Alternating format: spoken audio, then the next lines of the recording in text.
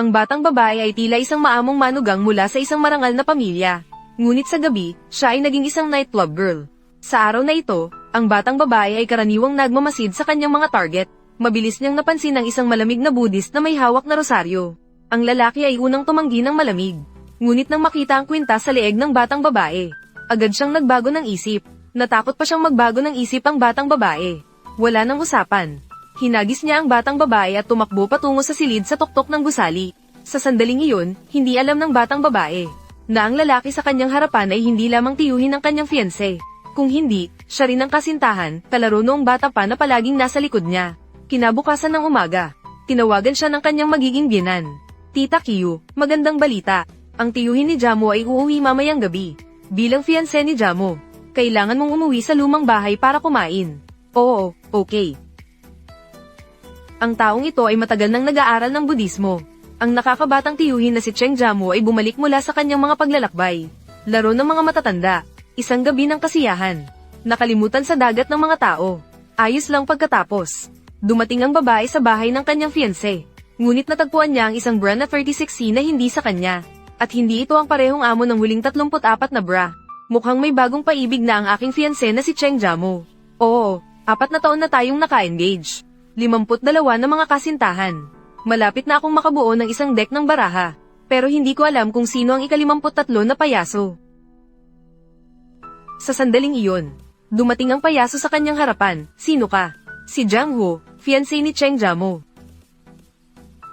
Kaya ikaw pala. Totoong nagmamahalan kami ni Jamo. Ang babaeng nagsabi sa akin ng ganitong salita sa huling pagkakataon. Ang damo sa libingan ng bata ay tumataas na. Sa oras na ang payaso ay malapit nang mawalan ng ulirat, ang walang kagalang-galang na lalaki ay lumapit na nakadapa ang damit. Diretso niyang niyakap ang baywang ng payaso sa harap ng babae. Mahal, huwag mong pansinin siya.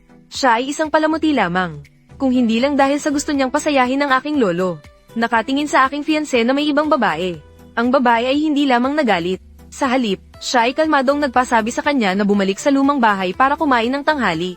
At ang dahilan kung bakit ganoon ang babae. Ang kanyang pagiging maganda ay upang makuha ang kayamanan ng kanyang ina mula sa isang walang kwentang lalaki. Upang mabawi ang mana ng kanyang ina. Matapos iyon, ang babae ay dumating sa lumang bahay. Ngunit nagulat siya nang matuklasan. Ang tiyuhin ng kanyang fiancé ay siya palang nakatuluyan niya kagabi. Kaibigan, kahit ano pa man tayo, hindi mo ako dapat na ganito. Sa loob ng maraming taon na hindi nagkita, akala ko si Xiaoshu ay hindi na ako kilala. Paano naman hindi ka magkikilala? Mayroong akong magandang alaala kay Xiaofu. Maliwanag ang aking alaala. Xiaofu, ang iyong ina. Siya ang nag-iisang direktang disipulo ng ina ni Jie Luotei. Si Jie Lua ay talagang nagmamahal sa iyo. Paano naman hindi ka magkikilala? Bilasan mo at ihain ng isang tasa ng tsaa kay Tiyo. Oo, maayos.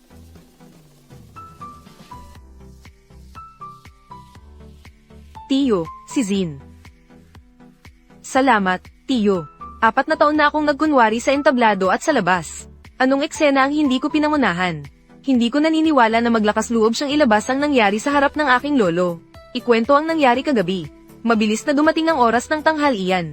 Ang walang kwentang lalaki ay gustong umupo sa tabi ng babae. Pero biglang kinuha ni Tiyo ang upuan. Diretsong umupo siya. Samantala, nagmungkahi ang ina ng walang kwentang lalaki. Na dapat ay pakasalan ng babae ang lalaki sa lalong madaling panahon. Pangalan ng pelikula. Padalhan siya ng isang malusog na sanggol. Upang makuha agad ang mana ng kanyang ina.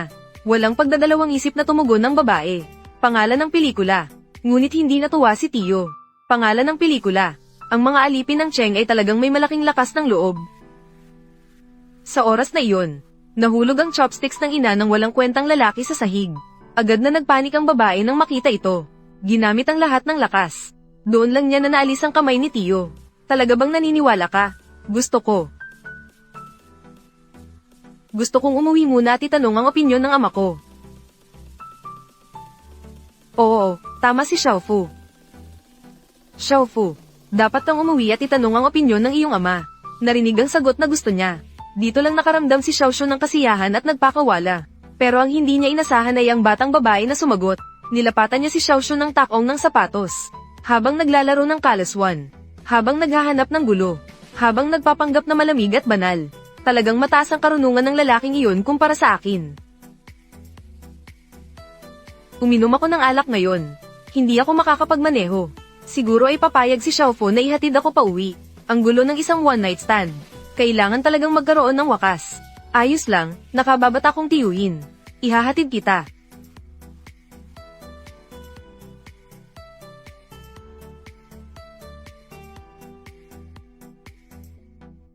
Hindi ko inakala na may mata siya para sa mga ganito. Ito ang paborito kong sasakyan. Gusto. Anong silbi ng gusto? Hindi ko naman kayang bilhin.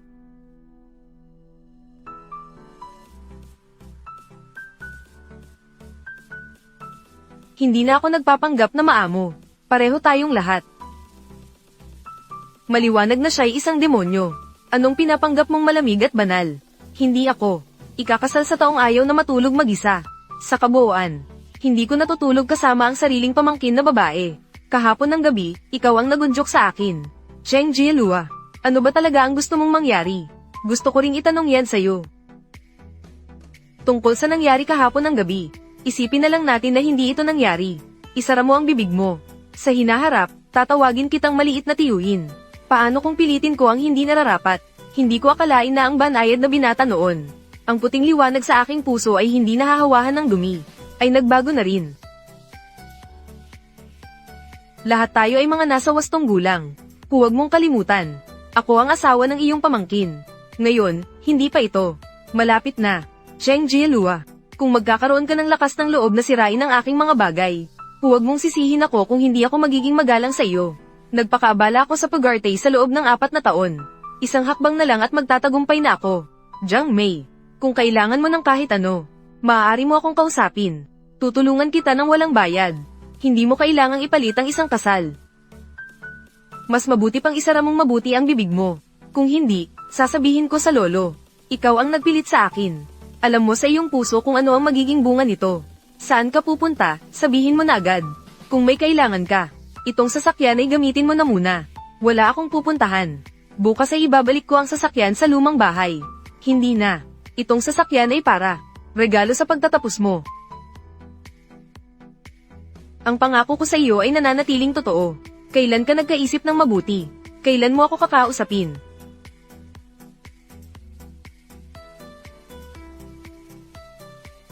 Hindi na ako ang maliit na bata noon. Ngayon ay gusto ko nang kunin ang mga naiwang alaala ng mama ko. Mezin teeter at tradisyonal na palamuti sa buhok.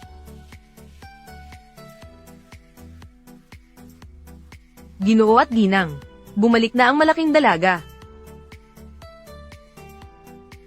Si Xiao Mei. Si Xiao Fu. Sabi ko sa iyo dati, tungkol sa lupa sa timog ng bayan. Ano na ang nangyari? Nasabi mo na ba sa Cheng pamilya? Wala pa.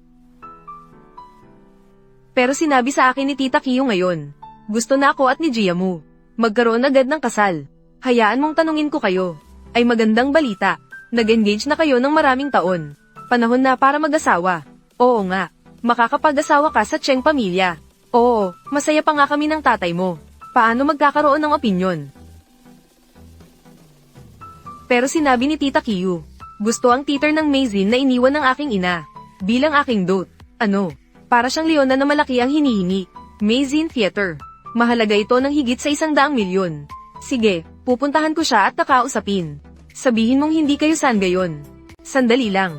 Hayaan mo akong mag-isip pa. Anong iisipin? Hindi ba? Pinaniniwalaan mo bang ang malaking teatro ay magiging dote para sa kanya? Ano naman ang mangyayari kay Xiao Wei? Oo nga, Dad. Ano ang batayan mo para ibigay ang aking dote kay Jiang Fu? Tumahimik ka. Xiao Fu. Ang Mezin Theater, Dad, ay may bibigay sa iyo. Pero, ang kapalit ng Cheng family, kailangan nilang magbigay ng 100 milyon. Dagdag pa ang lupain sa timog ng lungsod. Sige, bukas ay makikipag-usap ako kay Aunt Kiyo. Sige, magpapahinga na ako. HMM. Mom, talagang mapalad si Jiang Fu na babae. Bakit siya pa ang makakapangasawa sa Cheng family? Ginang, Jiang, ang kopya na palagi mong ipinapahanap sa akin. Tungkol sa taong gumagawa ng tradisyonal na palamuti sa buhok, natagpuan ko na. Bumalik ka sa tindahan bukas ng umaga, para makipagkita sa tao. Salamat, Manager Zhao. Dadating ako bukas ng umaga ng nasa tamang oras. Noong panahong iyon, may 2 bagay na iniwan sa akin ng mama ko. Lahat ng ito ay kinuha ni Jiang Yuanji. Ang Meizin Theater ay sa wakas may pag-asa na maibalik. Ang Duto Mian ay isang anti-gong mula sa dinastiyang Qing. Sigurado akong hindi ibabalik sa akin ni Zhang Yuanji. Ang pwede ko lang gawin ay magpalit ng mga bagay. Ginoong Zhang. Ang katawan ni Ginoong Pei ay hindi pa ganap na gumaling. Pero ang kanyang unang pamangkin ay bumalik na. Ang hanay ng inyong Duto Mian. Sa wakas ay may natagpuan na. Pero ang taong ito ay may masungit na ugali. Tanggapin ba o hindi ang trabaho? Nakasalalay ito sa kanyang damdamin. Basta't handa siyang tanggapin ang aking Duto Mian. Kahit tawagin ko pa siyang ninuno, ayos lang.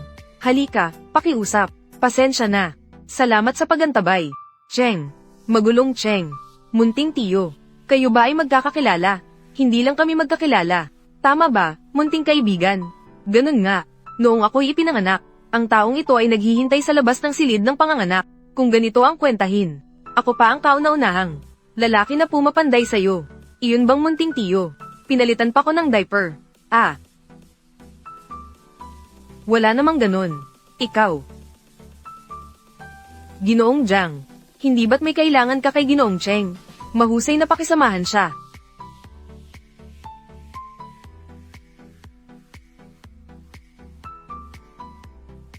Munting tiyo. Nagbibiro lang ako sa'yo kanina. Hindi ka ba nagagalit? Paano naman ako magagalit? Ang tiyan lang ay medyo malamig na.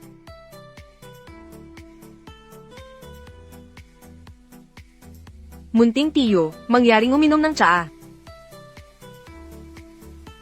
Sabihin mo, ano ang maitutulong ko sa'yo?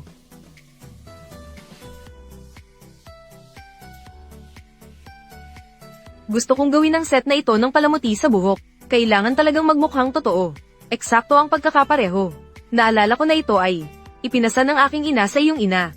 Tradisyonal na palamuti sa buhok na gawa sa balahibo ng kingfisher. Dapat ay nasa kamay ng iyong ama. Bakit? Gusto mo bang magpalitan ng bagay sa pamamagitan ng panlilinlang? Ano ang gagawin ko dito? Hindi na kailangan pang mag-alala. Kailangan mo lang sabihin sa akin. Magagawa mo ba ito? Gusto mo bang gawin ito? Ang magagawa ba ito ay isang bagay? Ang gustong gawin ay isa pang bagay. Isa pa itong usapan. Ang pangunahing bagay ay dapat na may kasunduan. Ang sinasabi ko ay ang palamuti sa buhok. Ano sa tingin mo? Lahat sila ay mga matatandang fox. Hindi ito kailangan ng munting tiyo. Makipag-chat sa akin dito. Magbigay ka ng alok. Di ako nagbabalik ng presyo. Ayoko ng pera. Ano ang gusto mo? Gusto ko na i-cancel mo ang kasunduan mo kay Cheng Jamo. Ano? Gusto kita. Kanselahin ang kasunduan kay Cheng Jamo. Naiintindihan mo ba o hindi? Tinanggihan ko. Hindi pa hawak ang Meizin Theater. Ganon na lang ba ang gusto mo sa kanya? Ito ang aking mga bagay. Wala itong kaugnayan sa iyo. Sige, tungkol sa mga bagay sa buhok, pag-usapan natin ito sa ibang pagkakataon. Sandali lang. May iba pang bagay ang tiyo. Papalitan ko ang kondisyon. Pero, totoo. Anong kondisyon? Maaari kitang tulungan na gawin ito. Fesh Films. Pero kailangan mo akong samahan ng isang gabi. Fesh Films. Tiyo, parang nalulong na ito sa pagtatalik. Tama. At medyo malaki pa ang pagkasuga pa. Sige, hintayin kita na matapos ang bagay. Sabay na pagbibigay ng produkto. Sabay na pagtatalik. Kailangan mo munang magbayad ng deposito. Paano mo gustong magbayad? Halikan mo ako. Nahirapan. Sige na nga.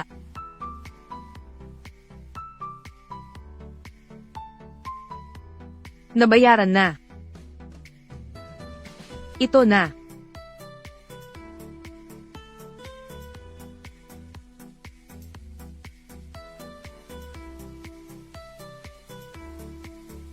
Nabayaran ko na ang deposito. Sana mabilis mong matapos ang bagay. I-unlock mo ang telepono mo para sa akin. Ano ang balak mong gawin?